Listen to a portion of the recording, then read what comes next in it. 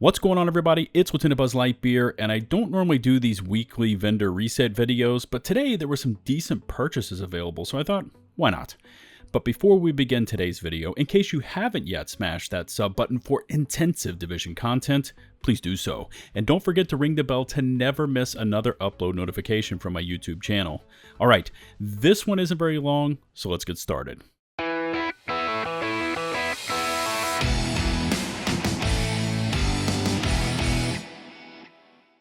Okay, so I've taken a look around both DC and NYC and grabbed 5 potential purchases for you, starting off with number 5, the named Negev LMG, the Carnage. Now, if you run a bleed status build, you may or may not want to try this weapon out, as it does come with Perfect Sadist, which adds plus 25% weapon damage to bleeding targets. Now, the Negevs aren't as potent as they once were, but they're pretty manageable to control with a superior RPM of 850. Since they are a belt-fed LMG, you can equip the Gunner Heavy pouch and add plus 50 rounds to the already standard pouch of 100. There are actually 2 Carnages for sale this week, one at the campus settlement and the other at the DZ East vendor. Now, of the 2 for sale this week, I would probably personally go with the one for sale at the campus, recalibrate the weapon damage to max, and then push through the optimization station for the damage to targets out of cover and damage to armor. But in reality, they are probably going to take you about the same amount of time to max out. Next up is a pair of Seska knee pads for sale at the New Haven settlement, courtesy of Roy Benitez. And FYI, you will need to own the WONI expansion in order to get access to this vendor. Now, these knee pads already have 11% crit hit damage, so you could really do whatever you want with the second attribute. The Seska one piece will give you plus 10% crit hit chance as the bonus, and although I would personally not take these over Fox's Prayer knee pads, they could work for someone looking to squeeze in a Seska piece and they can't make it work anyplace else in their build. If you were to recalibrate the armor regen to crit chance, the only optimization that would take any length of time would be the weapon damage from 10.2 to 15. Not the best and certainly not the worst, but check them out if they fill the need for your build. Contractor's gloves are still best in class, and we've become spoiled with seeing them at the vendors week after week, and today is no exception. The gloves are for sale at the vendor at the theater settlement, and of course feature damage to targets out of cover at 8%. Now, you could keep the crit chance and optimize it while recalibrating the weapon damage to max, or you could choose to recalibrate the crit chance to 12% crit damage, if you have it in your recal library, and then spend resources to optimize the weapon damage up to 15%. Whichever way you choose, these are best in class for most, if not all, builds currently in the game, so if you haven't picked them up the previous weeks, I would hit the theater settlement vendor and grab maybe 4 or 5 pairs.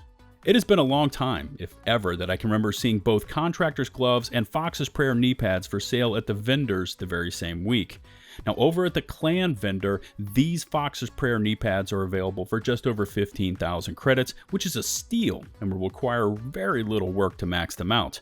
Fox's Prayer knee pads, like the Contractor's gloves, are pretty much best in class for builds, as the plus 8% damage to targets out of cover multiplicative damage is just too good to pass up. Now, I would personally recalibrate status effects to 12% crit hit damage, and then spend materials to optimize the weapon damage, which at 12.8% is not that far away from the max at 15%.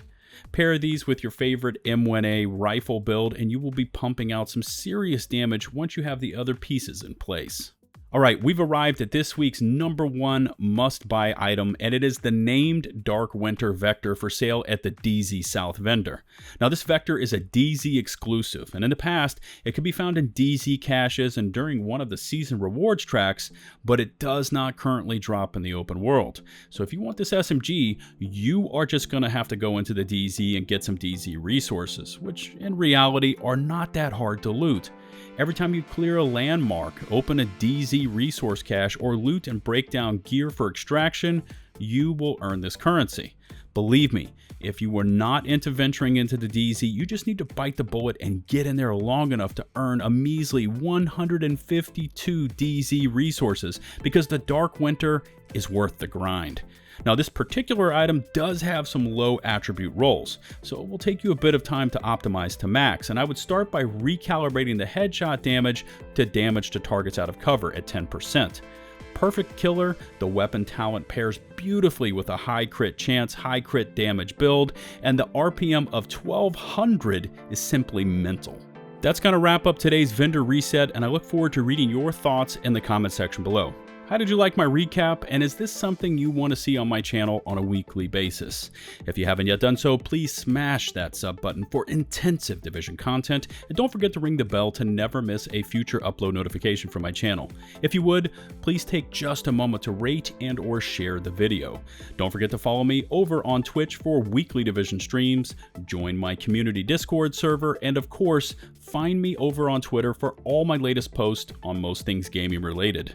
Until the next one, this is Lieutenant Buzz Lightyear, signing off.